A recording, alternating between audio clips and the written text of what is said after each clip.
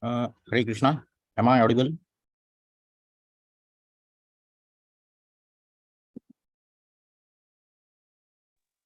Yeah, Prabhu. Very audible. Okay, thanks.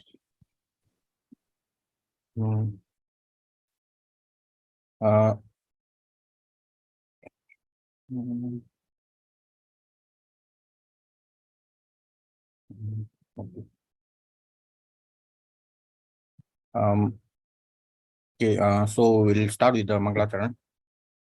Om Majnana Timirandasya Jnananjana Shalakaya Chakshurunilkamena Tasmai Sri Gurave Namah Sri Chaitanya Manobhistam Sthapitam Yena Bhutale Swayam Rupa Gadamayam Dadati Swapadantikam Vandeham Sri Guru Sri Yudapatakalam Sri Gurun Vaishnavamsha Sri Rupam Sagrajadam Sagana Raghunathan Vitam Stamsa Jivam Sadvaitam Savadutam Parijana Saitam Krishna Chaitanya Devam Sri Radha Krishna Padan Sagana Lalita Sri Vishakan Vitamscha हे कृष्णा करुणा सिंधु दीनबंधु जगतपते गोपेशा गोपिका कांता राधा कांता नमस्ते तप्त कांचन गौरांगी राधे वृंदावनेश्वरी वृषभानुसुते देवी प्रणमामि हरिप्रिये वाञ्छाकल्पतरुभ्यश्च कृपा सिन्धुभ्येव च पतितानां पावनेभ्यो वैष्णवेभ्यो नमो नमः श्री कृष्ण चैतन्य प्रभु नित्यानंद श्री अद्वैत गदाधर श्रीवासादि गौर भक्तवृंद हरे Krishna Krishna Krishna Hare Hare Hare Ram Ram Ram Hare Hare Hare Krishna Krishna Krishna Hare Hare Hare Ram Ram Ram Hare Hare Hare Krishna Krishna Krishna Hare Hare Hare Ram Ram Ram Hare Hare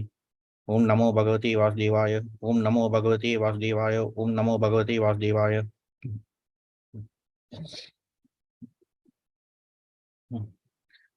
Hare Krishna. So today we'll be looking at the fourth verse of chapter 10 of Srimad Bhagavatam. Text 4.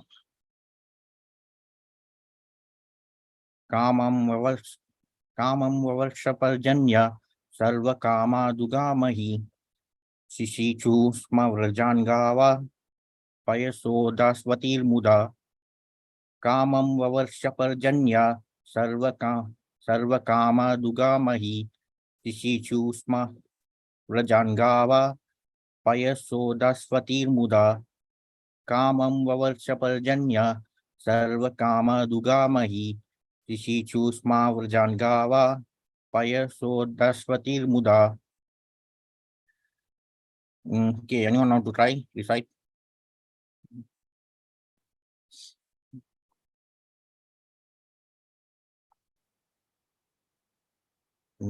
Hare Krishna.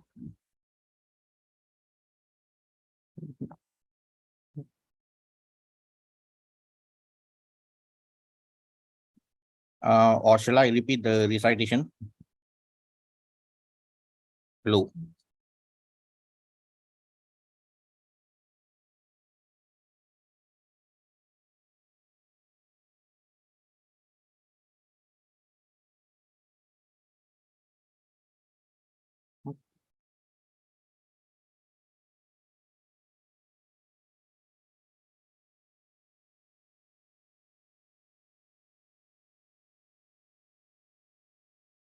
Okay, so we'll just proceed with the word meanings. Kamam vavalshaparjanya sarva kama dugamahi shishitu sma vrajangava payaso dasvati muda. Kamam, everything needed. Vavalsha, was showered. Parjanya, rains. Sarva, everything. Kama, necessities. Duga, producer. Mai, the land. Shishichu, sma, moisten. Rajan, pasturing grounds. Gava, the cow. Parasa, Udaspati, due to swollen milk bags. Muda, because of a joyful attitude. Translation and purport by His Divine Grace Srila Prabhupada Ki Jai. Translation. During the reign of Maharaj Yudhishthira, the clouds showered all the water that people needed, and the earth produced all the necessities of man in profusion. Due to its fatty milk bag and cheerful attitude, the cow used to moisten the grazing ground with milk.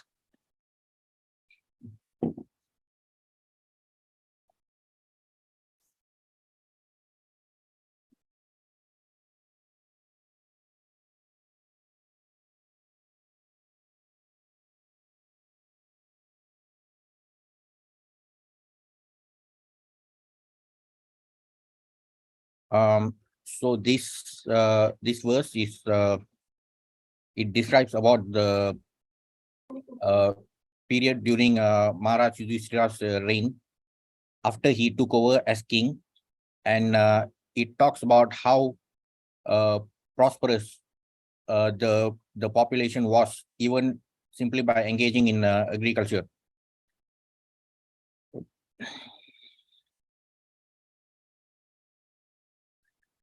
So actually in the 10th canto, or also in Krishna book, there are descriptions regarding how prosperous was that agrarian society during that time, even in Dwapara Yuga. So the general population of the agrarian society was very prosperous, though they were predominantly engaged in agriculture. For example, there are these verses from chapter 5 of the 10th canto, and also in the Krishna book, there are descriptions about how people were in a very jubilant mood when they were going to attend Nandotsav to celebrate the birth of Krishna.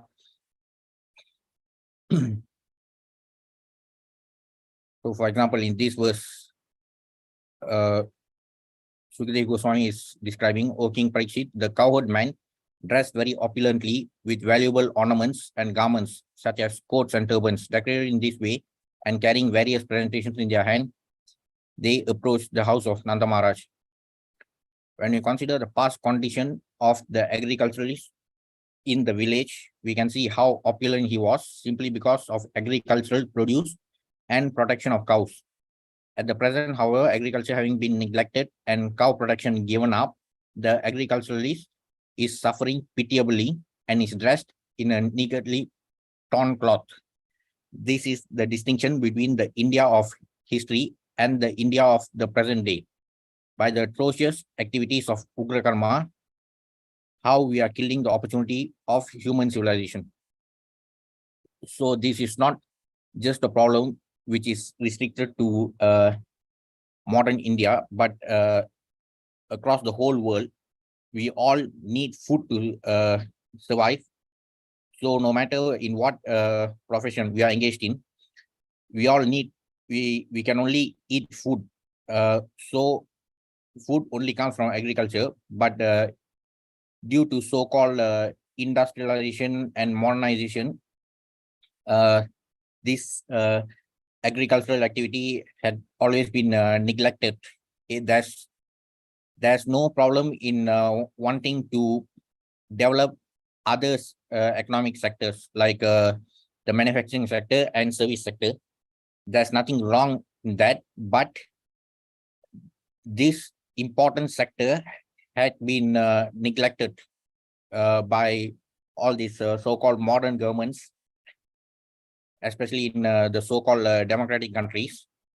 And what we are seeing now is that as food prices keep increasing, now the same governments who had been neglecting the agricultural activity, now they are advising the general population to start growing their own vegetables, and also to even when people complain about the rising prices of eggs, then the extremely intelligent ministers, they even advise people to take care of their own to take care of their own chickens and things like that. I mean, we were told that we are going in many developing nations had this vision 2020, but after post 2020, what we are seeing is that many governments are advising people to get back to the agrarian society to cope with the rising food prices. So that is the kind of development that we have attained after neglecting the Varnashrama Dharma, which was predominantly practiced in the previous yugas. So this is the kind of degradation in the age of Kali. So in the village of Nanda Maharaj, the entire population was engaged in the profession of Vaishyas. So the Varna of Vaishyas is one of the 4 Varnas in the Varna system. So just to refresh some points regarding the Varna system, it has been mentioned by Krishna in chapter 4 of the Gita in verse 13. Chaturvarnyam Maya system Guna Karma Vibhagasa Tasya Kartaram Apima Vidya Kartaram Avyayam. So it is clearly stated here that the Varna system is based on gunas and karmas, Guna Karma Vibhagasa. But however, there's always been many attempts by these groups with Western interests to always paint Sanatana Dharma with all sorts of misinformation and propaganda. They always try to equate the Varna system with caste system, and the biggest irony is that the word caste itself is it originated from a foreign country. But when we look at authentic scriptures like Gita, we can clearly find the answers where it is stated that it has got nothing to do with birth. In contrast to all the misinformation and propaganda of the so-called atheists and rationalists. So even in this verse, Krishna clearly explains that according to the 3 modes of material nature and the work associated with them, the 4 divisions of human society are created by me. And also in the purport, Srila Prabhupada has clearly explained about how each Varna is related to the particular mode of nature. In chapter 14 of the Gita, we can see that the modes of material nature, the 3 modes of material nature like goodness, passion, and ignorance, those 3 modes are related to these 4 Varnas. So the Brahmanas are by nature are those who are situated in the mode of goodness, Kshatriyas in the mode of passion, Vaishyas in the mixed modes of passion and ignorance, and Shudras are in the ignorant mode of material nature.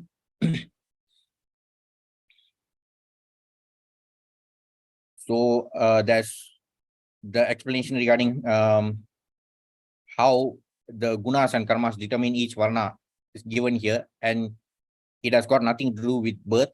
And further explanation is given in the 18th chapter of Gita. However, it has been mentioned by Srila Prabhupada that regardless of in which varna we are in, even for Brahmanas, though the Brahmana varna is associated with the mode of goodness, it is important for all devotees to transcend the modes to achieve the 5th varna, and that is the varna of being a Vaishnava, because it transcends all these material modes.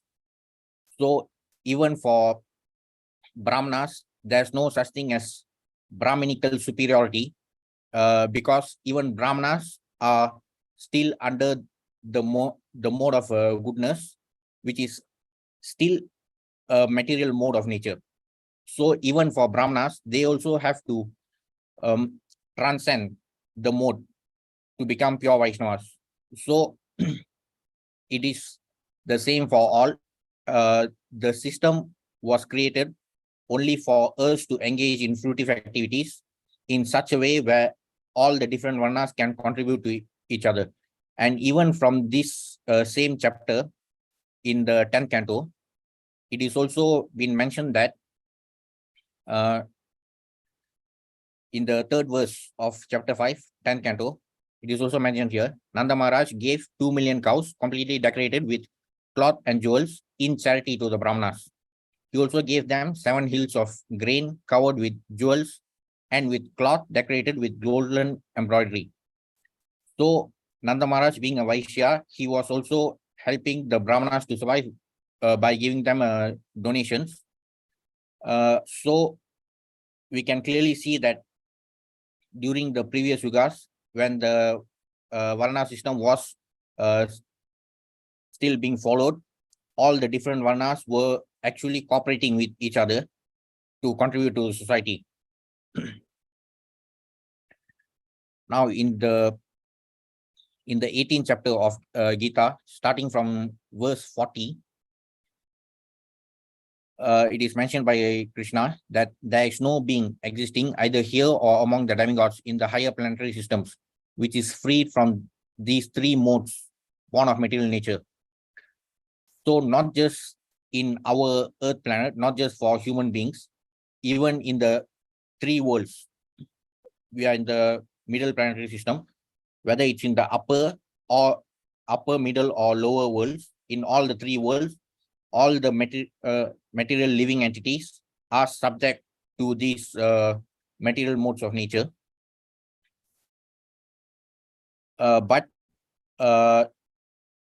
in the Bhumandal, particularly in Bharatavarsha, as we have seen in our Friday sessions, only in Bharatavarsha, it is known as the field of fruitive activities.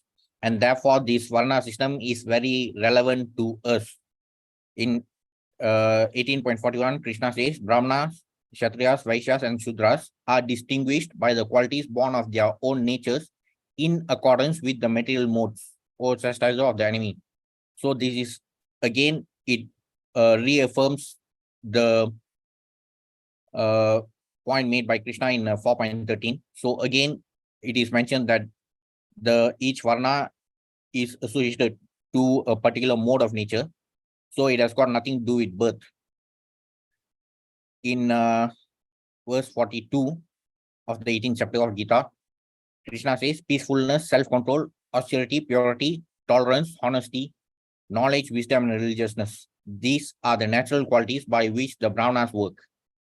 So again, it is clearly stated here that a Brahmana is someone who has all these qualities. Krishna never said that a Brahmana is simply someone who is born in a Brahmana family.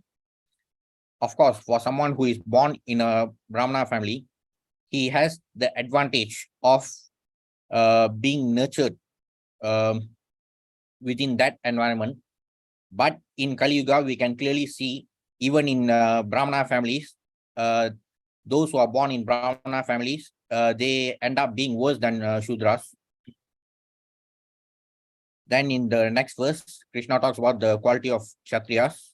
And in verse 44, he talks about the qualities of Vaishyas and Shudras. Krishi Goraksha Vanikyam, Vaishya Karma Swavajam, Paricharyatmakam Karma, Sudrashapi Swavajam. So Vaishyas are involved in farming and cow protection. So even when we look at the life of Krishna when he was in the material world, even from the life of Krishna, he has demonstrated how the Varna has got nothing to do with birth. Because if we observe carefully, Krishna was born to Vasudev and Devaki, who were associated to the Kshatriya Varna. But when he was taken to the village of Nanda Maharaj, where the population was predominantly that of Vaishyas, there he was involved in cow protection as the cowherd boy. So During his childhood, he grew up as the cowherd boy. So during that time, his varna was that of Vaishya. And then when he became Dwarkadish, his occupation was that of a king, and therefore he became a Kshatriya. His varna was that of a Kshatriya. So we can clearly see that even from the life of Krishna, the varna is simply associated with the kind of occupation. So Krishna did not merely mention in the Gita about the varna system. He has also shown the example of how the varna system actually works throughout his own life when he was in the material world.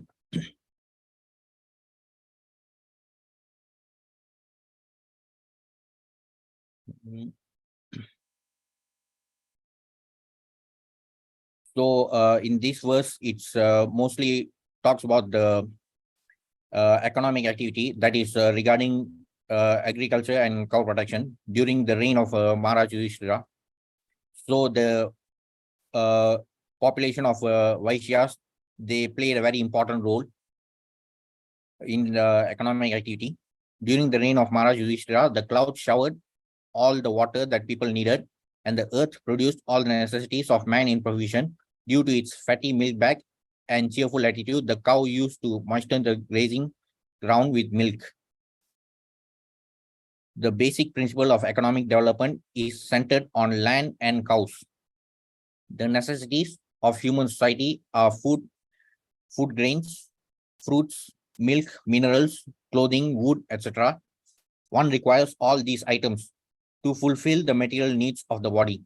Certainly, one does not require flesh and fish or iron tools and machinery. During the regime of Maharaj Yudhishthira, all over the world, there were regulated rainfalls. Rainfalls are not in the control of the human being. The heavenly king Indradev is the controller of rains, and he is the servant of the Lord. When the Lord is obeyed by the king and the people under the king's administration, there are regulated rains from the horizon, and these rains are the causes of all varieties of production on the land. So again, in the Gita, we also can see that Krishna tells Arjuna that even for those who worship the demigods, when they get the benediction, even that only comes with the permission of Krishna. So even when Indra gives rain to the earth, it only happens due to the will of Krishna. Not only do regulated rains help ample production of grains and fruits, but when they combine with astronomical influences, there is ample production of valuable stones and pearls. Grains and vegetables can sumptuously feed a man and animals, and a fatty cow delivers enough milk to supply a man sumptuously with vigor and vitality. If there is enough milk, enough grains, enough fruit, enough cotton, enough silk, and enough jewels, then why do the people need cinemas, houses of prostitution, slaughterhouses, etc.? So the three basic needs of any human being is food, shelter, and clothing. So even in the field of agriculture, we know that there are two types of crops, food crops and cash crops. So even when the society is engaged in agricultural activity, indirectly they can also, apart from growing food crops, they can also grow cash crops to produce the raw material like cotton, to produce clothing. Then of course clothing does not come from the raw material, then we need the manufacturing sector. But even in those yugas, people still had the manufacturing sectors, but there was this the rulers in those ages, they were wise enough to focus on all the different economic sectors. They did not completely neglect agriculture and say that we should focus more on industry and service sectors to become a developed nation. And after a certain deadline, like 2020, now the same intellectual ministers are telling people to grow their own vegetables to cope with rising food prices. So that is the difference between the so-called development in Kali Yuga and the previous yugas. Has this civilization produced anything but quarreling individually and nationally? Has this civilization enhanced the cause of equality and fraternity by sending thousands of men into a hellish factory and the war fields at the whims of a particular man? It is said here that the cows used to moisten the pasturing land with milk because their milk bags were fatty and the animals were joyful. Do they not require, therefore, proper protection for a joyful life by being fed with a sufficient quantity of grass in the field? Why should men kill cows for their selfish purposes? Even some self-proclaimed or so-called icons of ahimsa or non-violence, they never spoke about the importance of cow protection. Now, apart from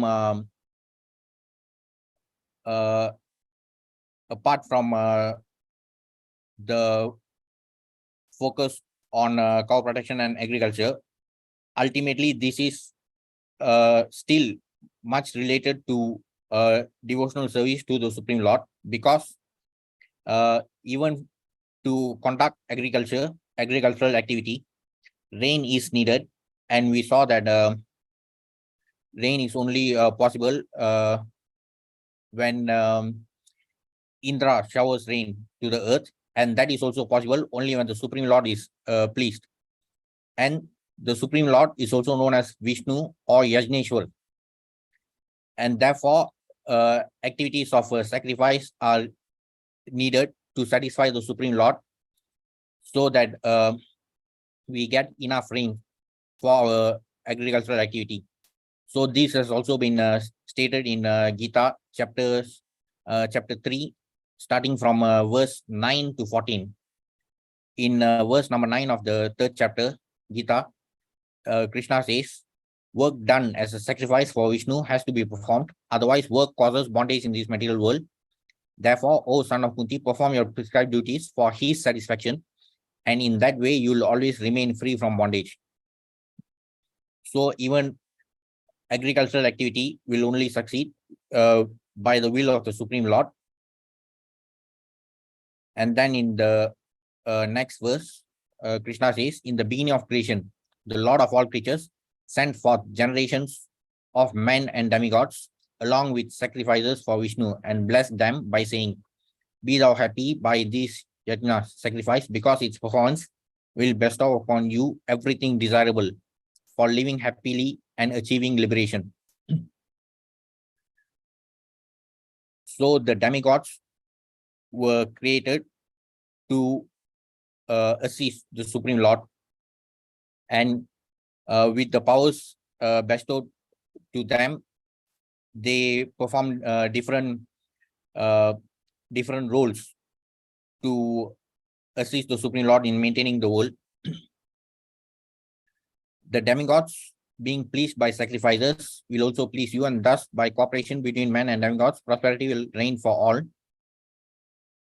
Then in the 12th verse of chapter 3, Gita, Krishna says, in charge of the various necessities of life, the demigods, being satisfied by the performance of yajna, sacrifice, will supply all the necessities to you. But he who enjoys such gifts without offering them to the demigods in return is certainly a thief.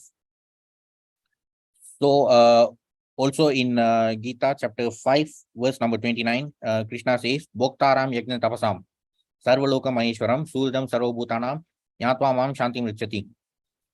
So also when it comes to this sacrificial activities, though the sacrificial activities were performed to satisfy certain demigods, still the supreme enjoyer of all these sacrifices is still the Supreme Lord Vishnu. And it was also shown by Krishna himself in the Golden Leela pastime.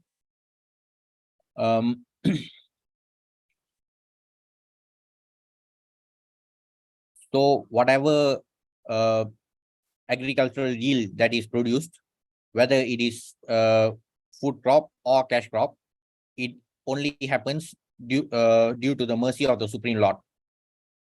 So therefore, Krishna says in the 13th verse of chapter 3 of Gita, the devotees of the Lord are released from all kinds of sins because they eat food which is offered first for sacrifice. Others who prepare food for personal sense enjoyment verily eat only sin.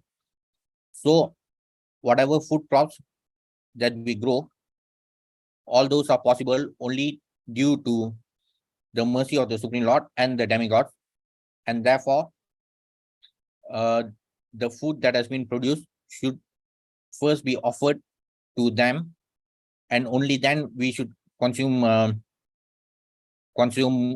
food. Otherwise, those who prepare food for personal sense enjoyment verily eat only sin. So that's why Krishna also says in chapter 9 of the Gita, in 9.26 and 9.27. In 9.26, Krishna says, Patram Pushpam Phalam Toyam, Yome Bhakta Prayasati, Taram Bhakti Upatam, Ashnami Prayatat Punaha. And then in 9.27 also, Krishna tells about doing everything as an offering to him, because everything happens only due to his mercy. So even for us, regardless of whichever profession we are engaged in as individuals, ultimately we all need food to survive. So food is only possible to be produced through agriculture, and even the agricultural yield is only possible due to the mercy of the Supreme Lord. Especially in verse 14 of chapter 3 of the Gita, it is stated, all living bodies subsist on food grains, which are produced from rains. Rains are produced by performance of yajna, sacrifice, and yajna is born of prescribed duties.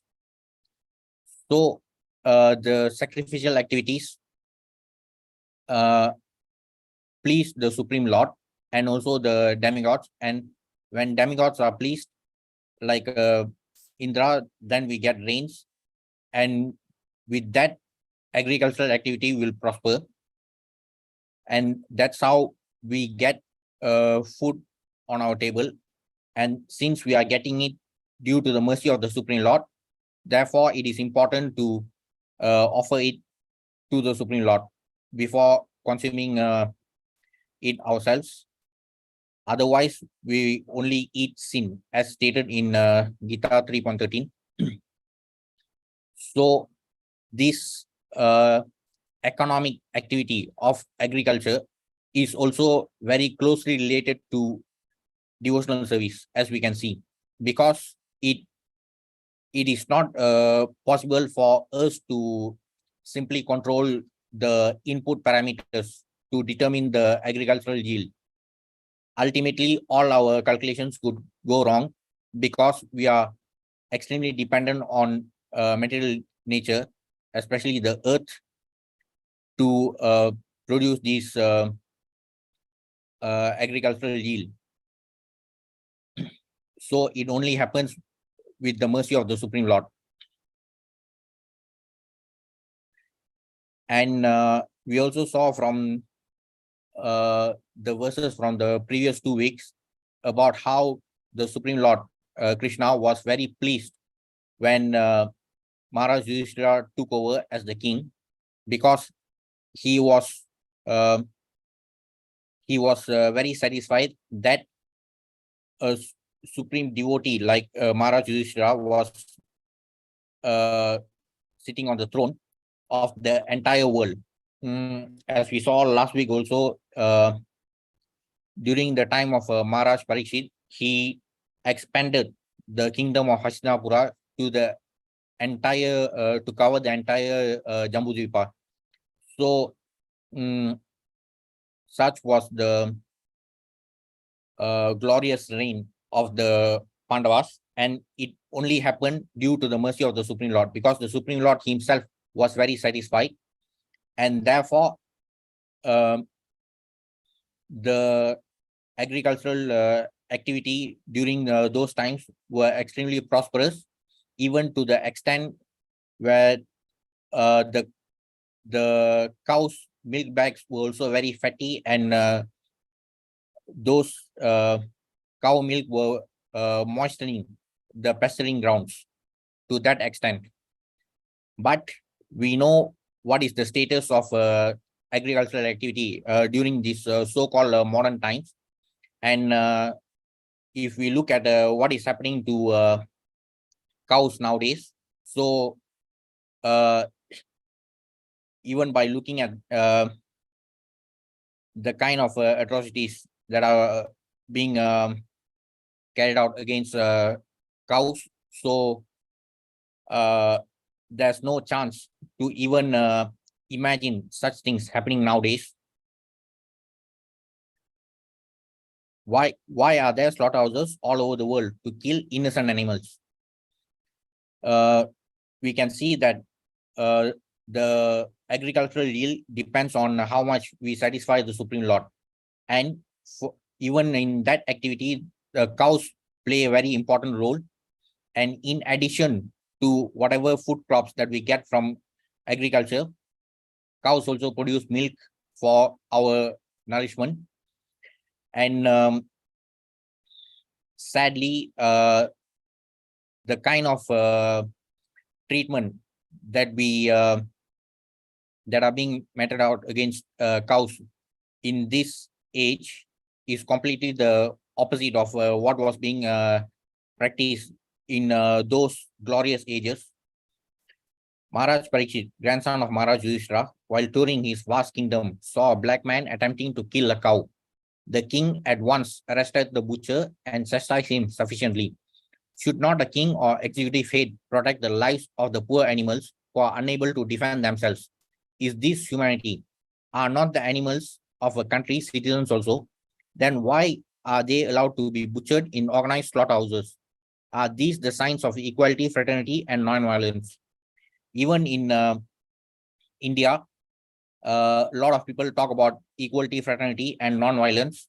It is said that India is the land of non-violence, but even in when we look at the figures of meat export and also the number of slaughterhouses, at that time nobody is willing to talk about non-violence. Even the so-called icon of non-violence was never very serious about fighting against cow slaughter.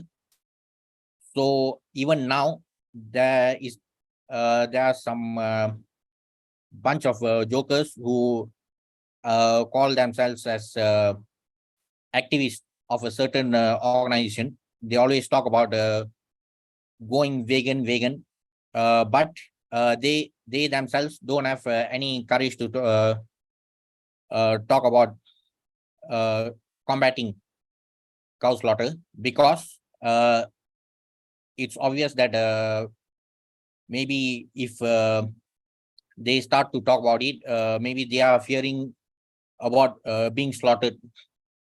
So in fact, they were already at the receiving end when they tried in the past. So they never have any courage to talk against cow slaughter. But whatever that is happening in this yuga are all clear signs about the kind of degradation when we compare it to the glorious past of the previous yugas. Therefore, in contrast with the modern advanced civilized form of government, an autocracy like Maharaj Yudhishthira is by far superior to a so-called democracy in which animals are killed and a man less than an animal is allowed to cast votes for another less than animal man. So in Kali Yuga, the so-called human beings are actually worse than animals, because despite the fact that we as human beings, we can actually survive simply by eating food grains and vegetables. Still, a lot of people are very proud to proclaim that they are pure non-vegetarians. So that's why Prabhupada has aptly labeled the Kali Jivas as man less than an animal. And even in this democratic setup, where a man less than an animal is allowed to cast votes for another less than animal man. So if we look at the overall picture, we can clearly see that during the reign of Maharaj Yudhishthira, the economic activities, especially the field of agriculture, was very prosperous, and even cows were protected. Nanda Maharaj was donating millions of cows. He was simply giving away millions of cows as donation. So that was the overall picture of the glorious past in the past yugas. But in Kali Yuga, we are seeing only the exact opposite. The opposite, in the sense that it is complete degradation. So now, only after when everything has been degraded, now the so-called intelligent rulers in the democratic setup, they are advising people to grow our own vegetables to cope with the rising food prices. So this has been the so-called development in this age. And of course, Prabhupada has clearly explained how in the democratic setup, a man less than an animal is allowed to cast votes for another less than animal man. So the biggest problem with democracy when compared to the so-called autocracy in the past yugas, like during the period of Maharaj Yudhishthira, at least in that so-called autocratic period, a righteous king like Maharaj Yudhishthira, who was favored by the Supreme Lord, was ruling the entire world, and the world was very prosperous. But what we are seeing nowadays is completely the exact opposite of what was experienced by human beings in the previous yugas. So this is what the so-called democratic setup in this modern age has been able to achieve, because men who are less than animals are only electing other men who are also less than animal. So especially in today's system, it has degraded to such an extent that even when the ruler wants to reform agricultural activity, it is not possible. Like what we have seen in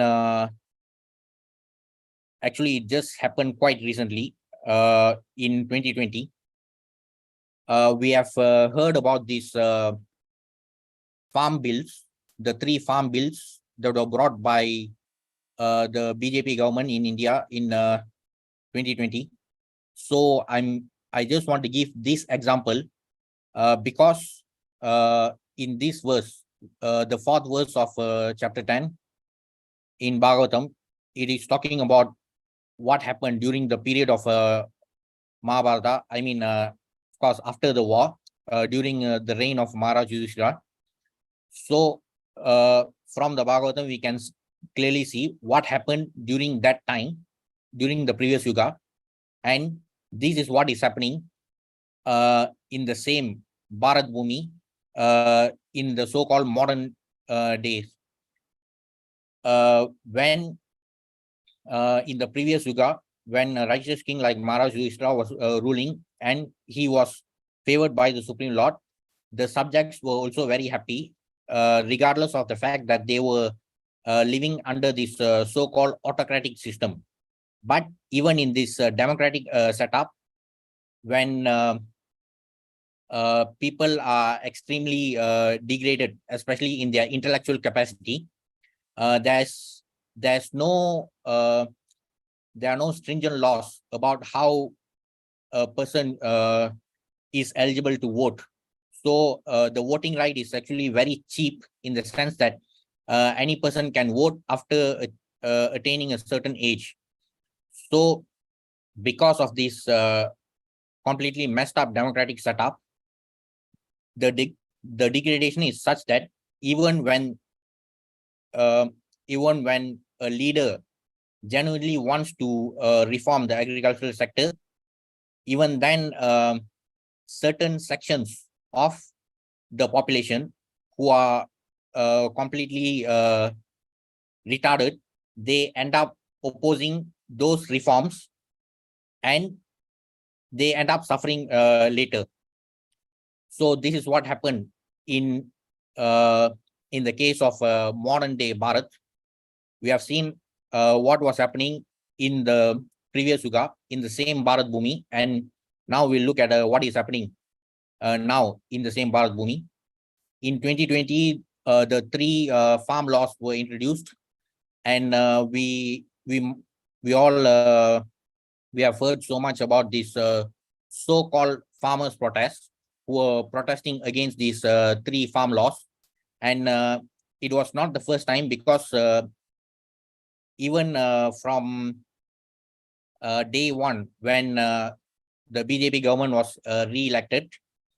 They got re-elected in May 2019 for the second term, and the first major action was the abrogation of Article 370.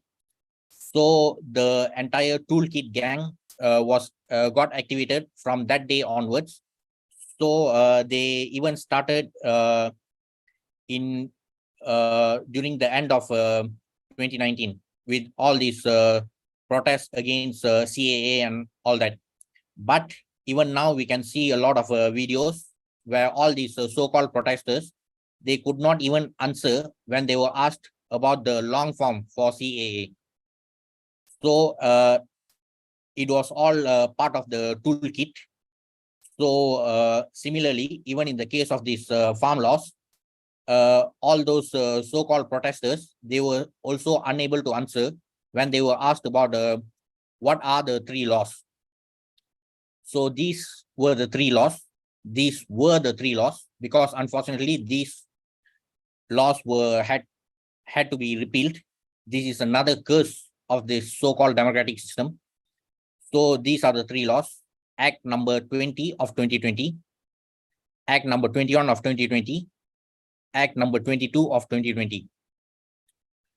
So this first act, Act number 20 of 2020, the Farmers Empowerment and Protection Agreement on Price Assurance and Farm Services Act 2020, an act to provide for a national framework on farming agreements that protects and empowers farmers to engage with agribusiness firms, processors, wholesalers, exporters, or large retailers for farm services and sale of future farming produce at a mutually agreed remunerative price framework in a fair and transparent manner, and for matters connected therewith or incidental thereto. So this was the first farm law which was enacted. Then the second one, the Farmers Produce Trade and Commerce Promotion and Facilitation Act, an act to provide for the creation of an ecosystem where the farmers and traders enjoy the freedom of choice relating to sale and purchase of farmers' produce, which facilitates remunerative prices through competitive alternative trading channels to promote efficient, transparent, and barrier-free interstate and intrastate trade and commerce of farmers' produce outside the physical premises of markets or deemed markets notified under various state agricultural produce market legislations, to provide a facilitative framework for electronic trading and for matters connected therewith or incidental thereto. Now the third law, the Essential Commodities Amendment Act, an act further to amend the Essential Commodities Act. So this is an amendment act. So a lot of so-called protesters or so-called farmers were protesting against these laws without even knowing what are the 3 laws. So simply because it is all part of the toolkit. And the reason why I'm talking about this topic is that the fourth verse of Bhagavatam, as we saw, it describes about how prosperous was the agrarian society in the Bharat Bhumi of that age during the reign of Maharaj Yudhishthira. Though they were living under a so-called autocratic rule, they were still very prosperous. But during Kali Yuga, due to the degradation, age of degradation, a lot has changed, and this is what we are seeing in the same Bharat Bhumi. Before the BJP government took over, these problems of farmer suicides and poverty among farmers, these did not happen overnight. This has always been a problem since the colonial ages, when the British were hell-bent on breaking the backbone of farmers. So it all started from those times, and all the successive governments have always been trying, though not so sincerely.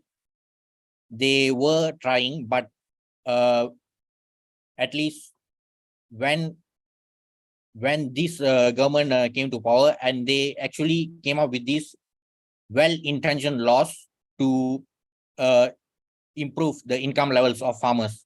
But what happened was that the toolkit gang got activated, and ultimately, due to the curse of this democratic system, it had to be repealed. But this is what actually happened. These three laws got passed, and there were a lot of misinformation being spread among the farming community. However, the so-called protests were only concentrated among certain states. So even when these laws were being passed, the government actually made a lot of attempts to clear all the misinformation with all these clarifications. So a lot of clarifications were given, but since the toolkit gang was very sincere to satisfy their foreign paymasters, so the protests kept going on. And we'll also see what is happening today after these laws were repealed. So all these clarifications were given by the government, but they were not willing to listen, because that was not part of the assignment which was given by the foreign paymasters of this toolkit gang. And we can also see from the type of coverage done by the foreign media. This is an article by New York Times, and here's an article by BBC. So at least in this article by New York Times, it is mentioned, under Mr. Modi's plan, corporate buyers would take a much greater role in Indian agriculture, because farmers would have greater power to sell their crops to private buyers outside the mandi system, which he said would lift farmer incomes and increase exports. The protest ignited because many farmers fear that the laws will eventually kill both the subsidies and the mandi system. The new laws would also make it more difficult for farmers to take their disputes with buyers to court. So, despite all the clarifications given by the government, all this type of misinformation was still being spread to completely sabotage all these reforms. And also, the BBC always deserves a special mention when it comes to media transparency, because mainly because the BBC is the most transparent media of all the media houses, because when we read their articles, even by looking at the kind of their language, we can clearly see their agenda. So that such is their transparency. So they were also hell bent on carrying out their hit jobs. So all these misinformation were completely the opposite of the clarifications given by the government, because the assignment was very clear for this toolkit gang to sabotage these reforms at all costs. So ultimately what happened was that the laws had to be repealed, and apart from these so-called farmers who were protesting, and also the toolkit gang, even the opposition parties were trying to take advantage of the situation. But ironically, the same opposition parties were also promising the same type of reforms in their manifesto. For example, this is the manifesto of the Congress party for the 2019 Lok Sabha elections. So in this manifesto, it is stated Congress will repeal the APMC Act and make trade in agricultural produce, including exports and interstate trade, free from all restrictions.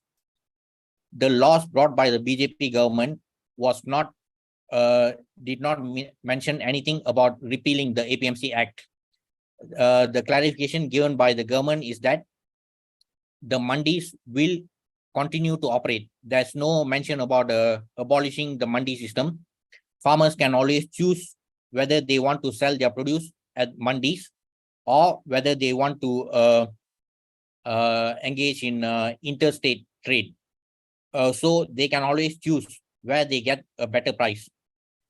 So regardless of all the clarifications and assurances given by the government, the so-called farmers were very actively protesting for months, and ultimately the curse of this democratic setup is that even such laws that were brought with good intentions to improve the income levels of farmers had to be repealed, and this is what is happening today. Farmers in Maharashtra's Nashik destroy their tomato crop after getting just 1 rupee per kg. So this is a very recent article regarding what happened in Nashik.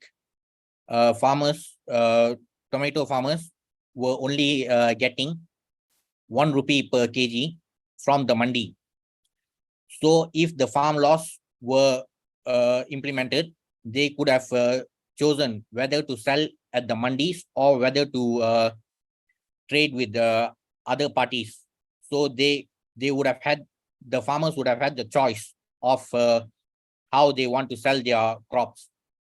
But a lot of so-called farmers were protesting, and it is not true that the entire community of farmers in India were opposing the laws. Only those with the vested interest were involved in the protest. But it went to such a level where even the leader who brought these reforms was forced to repeal it. And today, this is what the farmers are facing. So 1 rupee in Malaysian ringgit is about 5 cents. But the price of 1 kg tomato in India is about 40 rupees. So thanks to the so-called farmers who are protesting against the farm laws, today the farmers are only getting 1 rupee per kg, but consumers are forced to pay 40 rupees per kg. So we can clearly see all those who are protesting against the farm laws. So they have succeeded in completing the assignment given by their foreign paymasters. And from this example, we can clearly see how the farmers are being exploited, and even the consumers like us, we are being extorted, because the middlemen who exploit the farmers by simply purchasing 1 for 1 rupee per kg, they are selling at the price of 40 rupees per kg. So on one hand, they are exploiting the farmers, and on the other hand, they are also extorting from the consumers. This is how the entire toolkit gang, in the guise of farmers, succeeded in getting the farm laws repealed. So the most tragic part in this entire episode is that, as Martin Luther King Jr. said, the biggest tragedy is not always the atrocities done by bad people, but the silence of good people. So despite the fact that only a certain section of vested interests, a certain section of groups with vested interests were hell-bent on opposing these farm laws, there were also many other farmers who were able to understand the good intentions behind these 3 farm laws, but the silence of good people will always prove to be tragic. So that's why today the farmers of Bharat Bhumi, who were extremely prosperous during the reign of Maharaj Yudhishthira, are having to face this kind of problems. And regarding these middlemen who not only steal from the farmers but also from the consumers, actually this Friday, our Friday session will be about the description of hellish planets, which is part of this chapter 26 of the 5th canto. So in this chapter, it talks about the description of 28 hellish planets. So the 28 types of hellish planets, and also the kind of punishments which are given there, and also the types of sins are also described. For example, a person who steals another's money, wife, or possessions is put into the hell known as Tamisra. A man who tricks someone and enjoys his wife is put into the extremely hellish condition known as Anda Tamisra. So there are 28 hellish planets, and all the descriptions are given in this chapter 26 of the 5th canto. So we'll be looking at this chapter in greater detail during our Friday session. But when we look at these groups with vested interests who were opposing the farm laws with when their real agenda was only to exploit the poor farmers and also to extort from consumers, we can clearly see that even these 28 hells won't be enough to punish such sinners. So these are also happening in the same Bharat Bhumi, which was once ruled by kings like Maharaj Yudhishthira. So that is the curse of this so-called democratic system of this modern age. So the age of Kali is degraded to such an extent where even when the ruler wants to improve the life of farmers with by enforcing laws with good intentions, even that person is forced to repeal, because that is the curse of this democratic setup. And there's another point to be noted here. As I mentioned earlier, even the opposition parties were hell-bent on politicizing the entire issue, regardless of the fact that they also promised the same type of reforms in their manifesto. But it cannot be denied that as what has been described by Srila Prabhupada, he has mentioned that in the democratic setup, a man less than an animal is allowed to cast votes for another less than an animal man. So in the democratic setup, the curse is that, again, if we look at the example of India, we know that only one certain party or one certain family has been ruling the entire country for over 6 decades. And if we take the example of Amethi in Uttar Pradesh. From 1981 to 1991, Rajiv Gandhi was the member of parliament for Amethi. Then in 1999, from 1999 to 2004, it was Antonia Maino, alias Sonia Gandhi. Then from 2004 to 2019, the MP was Rahul Vinci at Rahul Gandhi. So what happened in 2019 was that this MP called Rahul Gandhi, he was the MP for 15 years in that constituency called Amethi in Uttar Pradesh. He was the MP for 15 years, but he himself realized that he would not get a chance of being re-elected there, and therefore he had to run away to Wayanad. And unfortunately, the curse of this democratic system is that, as described by Srila Prabhupada, voters who are less than animals are still allowed to vote for equal persons who are having similar attributes. So even in Lok Sabha 2019 elections, in the constituency of Amethi, it was the BJP candidate Smriti Irani who won. But unfortunately, the point to be noted here is that she won with a margin of 500,000 votes, meaning that there were still about 400,000 people who voted for this MP called Rahul Gandhi, who he himself knew that he wouldn't win for the kind of work which he had done for the past 15 years. He himself knew that he wouldn't win because he had done nothing in the past 15 years of his tenure as MP. Not just him, even his family members.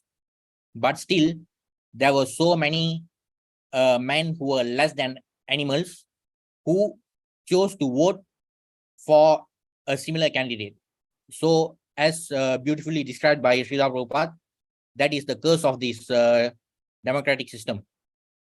So even we have seen both examples during the previous yugas, when righteous kings like Maharaj Yudhishthira were ruling. Despite the so-called autocratic system, farmers were still living very prosperously. But during this age of degradation of Kali Yuga, even when the leader of the country wants to implement good reforms to improve the income levels of farmers, still the democratic setup is such that ultimately he himself was forced to repeal the same laws. And now people like these tomato farmers, they are forced to put their crops to waste. But what is extremely interesting is that now when all these problems are happening, now the same toolkit gang and the so-called farmers who are protesting, they have all went into hiding. They don't have any solutions to all these problems. Now they'll be simply passing the buck to the government. But when the government comes up with good reforms, they will oppose it, because that is the assignment given by their foreign paymasters. So such is the degradation of this age of Kali. We are all creatures of material nature. In the Bhagavad Gita, it is said that the Lord himself is the seed-giving father, and material nature is the mother of all living beings in all shapes. Thus, mother material nature has enough foodstuff, both for animals and for men, by the grace of the Father Almighty, Sri Krishna. The human being is the elder brother of all other living beings. He is endowed with intelligence more powerful than animals for realizing for the cause of nature and the indications of the Almighty Father. So such is the true level of human beings. Human beings are supposed to be more intelligent than animals, but as mentioned by Srila Prabhupada, due to this so-called democratic system in the modern age, the so-called voters who are actually less than animals, they also tend to waste their votes by voting for other less than animal kind of candidates who run away to Wayanad. Human civilization should depend on the production of material nature without artificially attempting economic development to turn the world into a chaos of artificial greed and power only for the purpose of artificial luxuries and sense gratification. This is but the life of dogs and hogs. So whether we like it or not, this is the kind of degradation that we are seeing in Kali Yuga.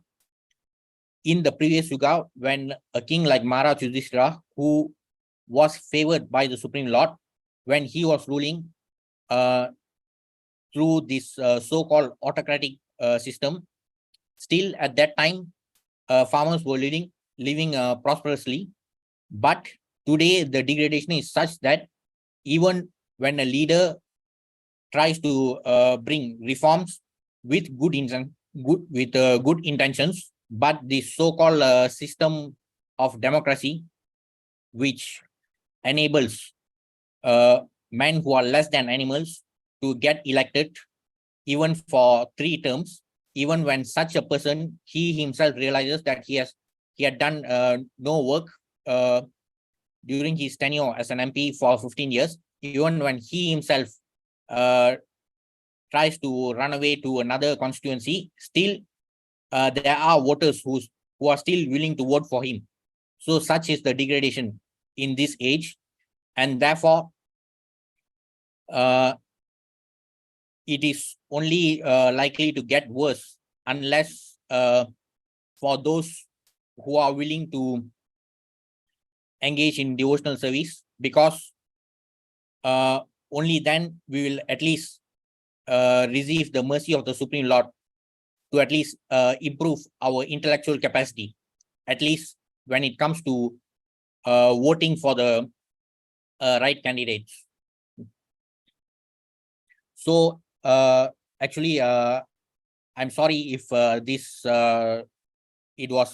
session was kind of replete with political issues. Actually, these are not completely political, but I was just trying to show the 2 different pictures of what happened during those ages and what is happening now. Even when the government tries to come up with the reforms, a certain section of the population opposes it, but the silence of good people also makes it much worse. So that's all for today's session. This verse is particularly related to the agricultural society of that age. So I just wanted to compare with what is happening in the same Bharat Bhumi of the modern age. So that's all for today's session. Thanks for attending. Any questions or comments?